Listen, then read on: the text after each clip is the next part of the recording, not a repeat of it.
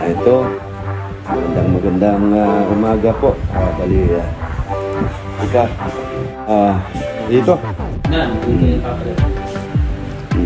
Almusal muna tayo. Ito yung power food ni Cons Bali. Kakamay po tayo. Meron tayong chicken, fried chicken. Isang hita, paborito ko. Pansit. Pansit. May natira-tira ito guys sa anak ko. Bali, yun. Gusto mong halika rin sliced bread na Pandi Manila. Yung with reset, hindi na kailangan ng palaman. Reset na po. Ito po. Yan yun. Kwento-kwento tayo. Tuhan tayo. Dito sa auto natin yung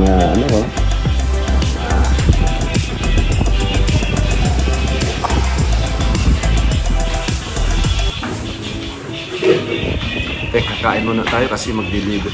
Busy ngayon, Biyernes, busy po tayo. Deliver po tayo dito sa Barangay Camagayan. Fiesta nga pala, happy fiesta nga pala sa taga Barangay Kanduman. Tsaka birthday ngayon ni Mama Mary. Happy birthday Mama Mary. Ay di, batiin mo si Mama Mary. Happy birthday Mama Mary. Ay, talikod. Talikod mong kamustorya, diba? Pakita rin mong naong. I-greet mo si Mama Mary. Happy birthday Mama Mary. Oo, sa pay mong waste ni Mama Mary nga. Kayo. Salamat. Oo.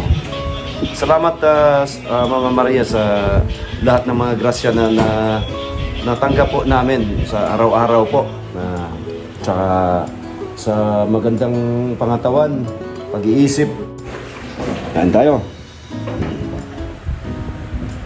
Okay po sa tagal po balik.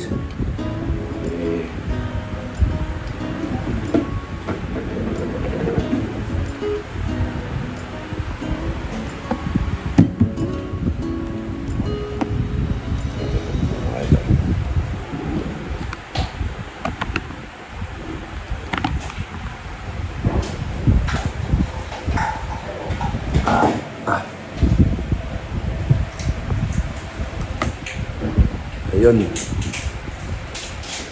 Ito, kakamay po tayo ngayon para pagganado. Sarap. Tapos na po ako nag-pray guys.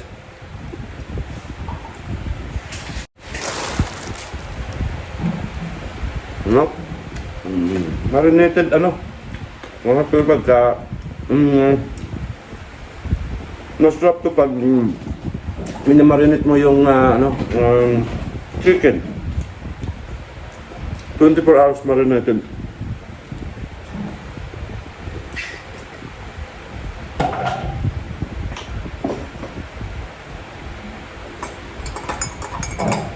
Kape sa umaga.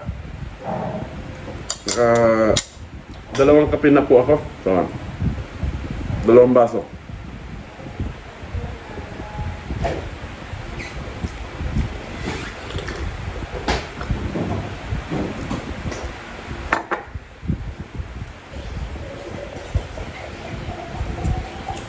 Sa umaga, hindi po kami magsabay-sabay kasi yung anak ko sa umaga, durso po siya sa station. So ko po kasi mauna po siya sa station, hindi yung mauna yung mga team members po. Mauna po siya sa station, doon susulat schedule sa deliveries, sa pricing, Jan, salamat nga pala dyan ha.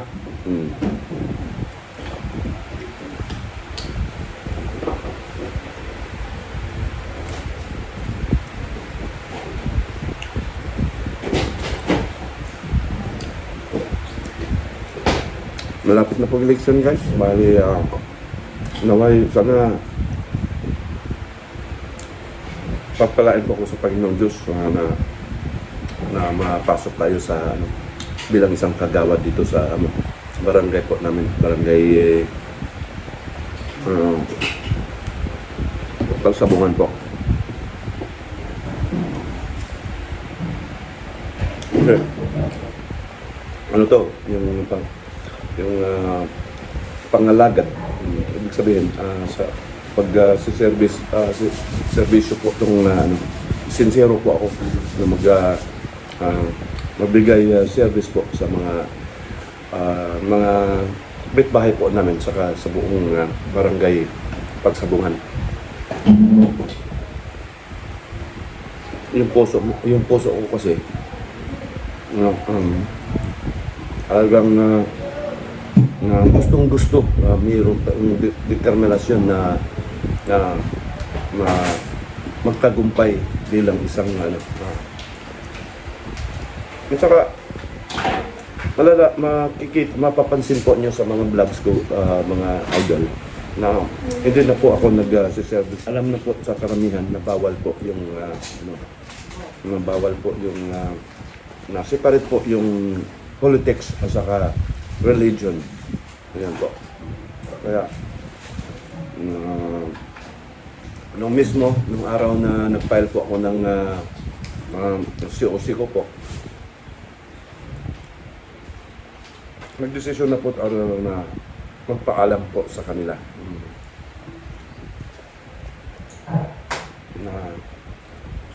Sa sandali, whether regardless na matalo o babalik din po ako. Subukan ko po makabalik na nasa ang Panginoon Diyos na talagang kung may alam kung saan po ako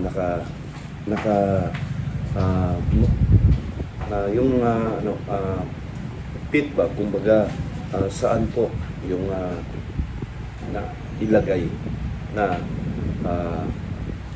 sabi sa nahirapan tayo sa Tagalog talaga. Gusto na saan ko ako makapit nga sa position na yun.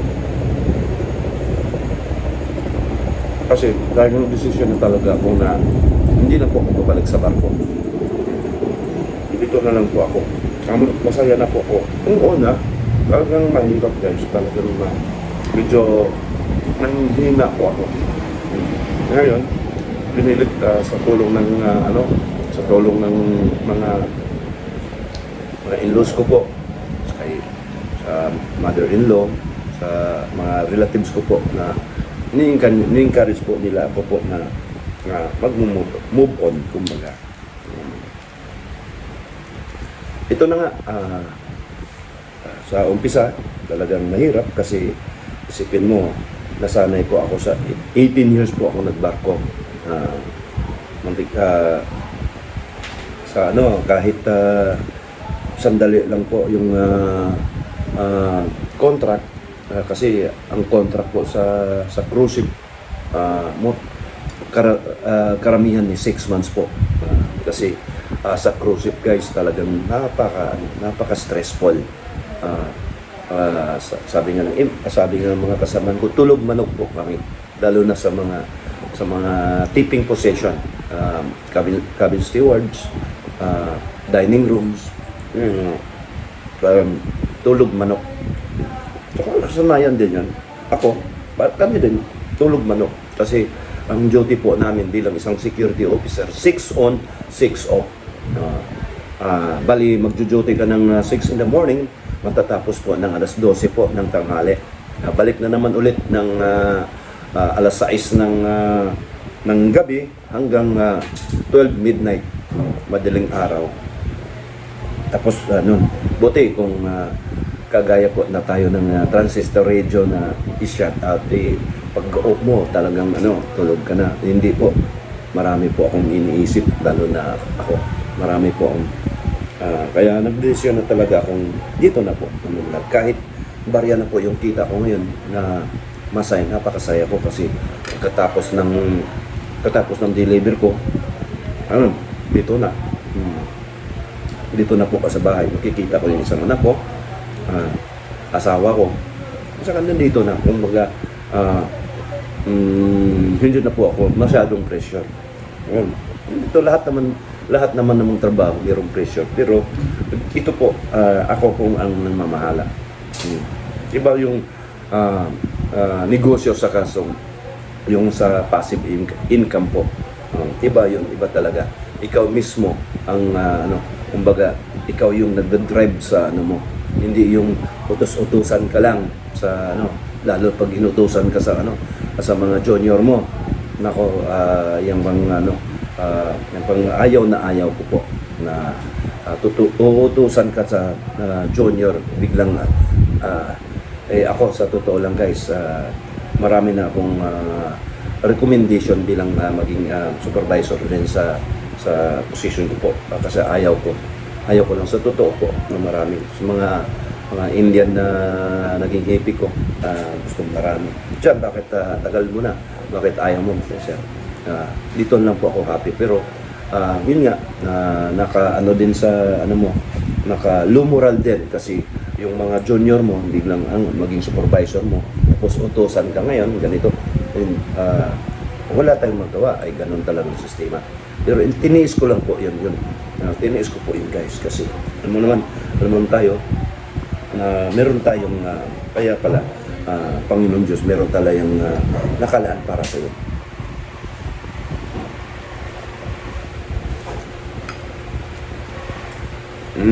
Ang alas 9 na po dito sa Pilipinas. Shout out nga pa sa mga OFW, Overseas Filipino Workers po. Kaya kayo, mga ka-OFW, ano po kayo, magtipid po kayo dyan. Saka i-invest nyo yung kung saan po sa Luzon or dito sa Visayas, o sa Mindanao, kahit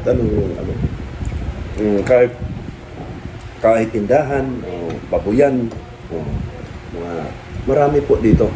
Kaya hindi na to tayo kailangan mo ganun din na mga idol na isa lang pong buhay natin. Kaya hindi na po iba-iba naman tayong mindset. Sa inyo siguro ngayon iba yung gusto mo pong dollar, pero ang importante mga idol, darating yung panahon na hindi po kayo makabalik, ano po kayo sa mga medical issue natin, sa mga kumbaga hindi lahat ng bagay na lagi po tayong nag-abroad. Ayun.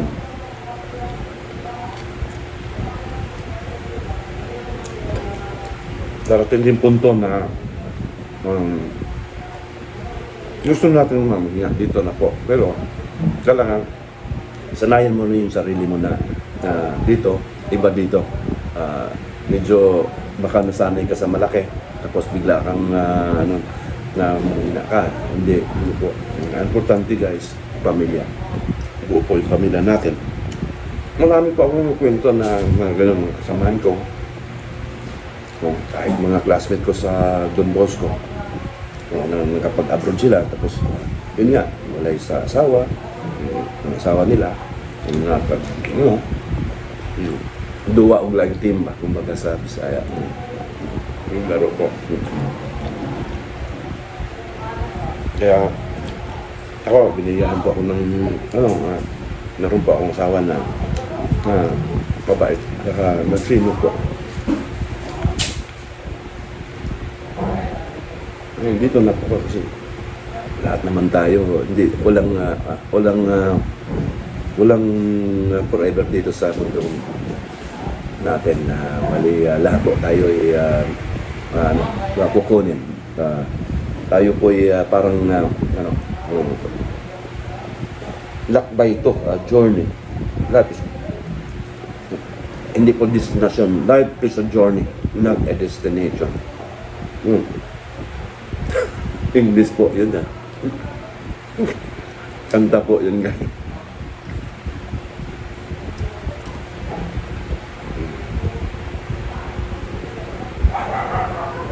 Ito, good na po ako dito sa almusal ko po.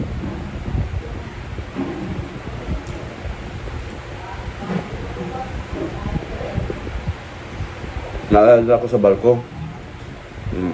Ang sarap talaga ng pagkain. Ang sarap talaga ng pagkain sa barko. Kuha ka lang. Open. Libre. Ayan po ang Yan po ang importante, libre. Basta libre, masarap.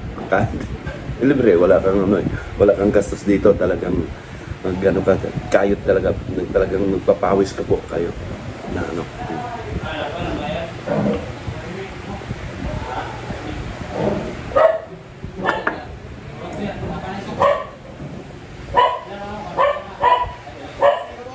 Salamat nga pala sa ano, bigay po to sa customer po natin si ano ko ba? Kaibigan natin si Ma'am Aliyah. Ano bang Salvi po, shout out sa mga Salvi family dyan sa Casili Hills, Casili Hills subdivision. Yung mga ano natin, mga soke natin dyan, sila ano, Nanay Morales, si Jimboy, Sir Jimboy, si Ma'am Gahit family dyan sa Casili, barangay, Casili Health Subdivision, si Ma'am, si Joylo, sa ano yung, ano, saka yung si Sir, si Sir Salvi po, bagong dating galing po, nagsiman po din po siya.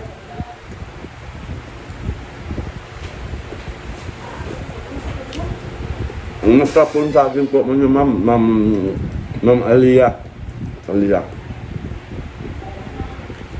Sulit po yung hinog po sa punuan. Ayun, ha?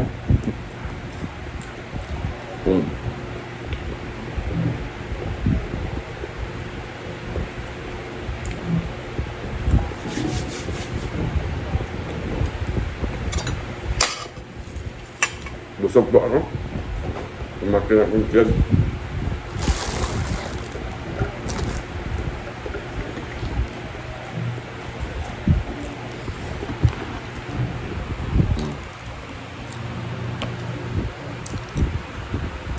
Tapos na po. Pihit na lang.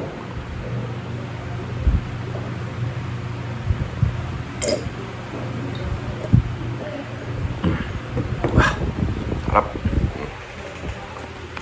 Gusto po. Jan, take charge dyan, ha? Schedule for delivery po tayo sa barangay,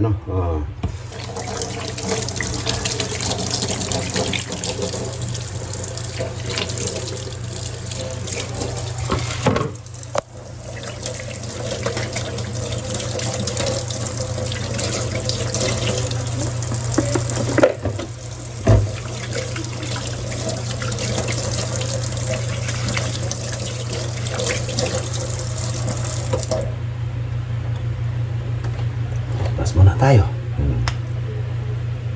Parang nagbarko rin dito tayo. Pero hindi mo madali.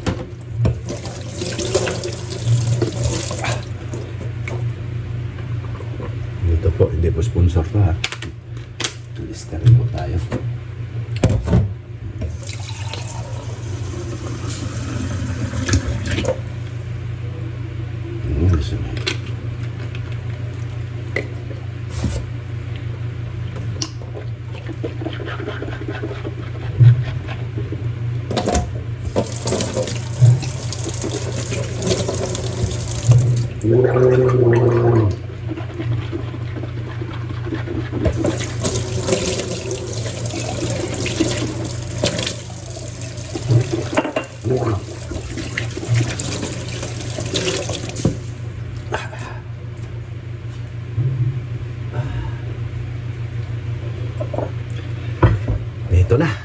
Press na po. Ready to, ano na. Ready for fight. Uy, ano pala? Huwag po natin kalimutan. Ito nga pala kay Brad Jekyll. Brad, salamat sa ano dito po kung sinong intra po tayo, intra user po tayo. Dalawang shout out nga pala kay Brad Jekyll.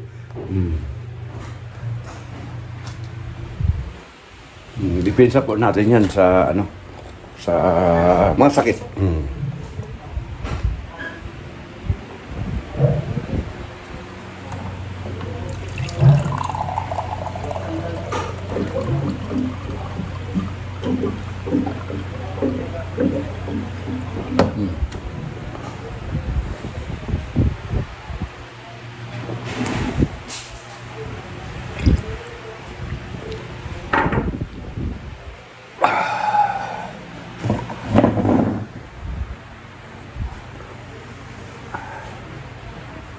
Ayun, maraming salamat po sa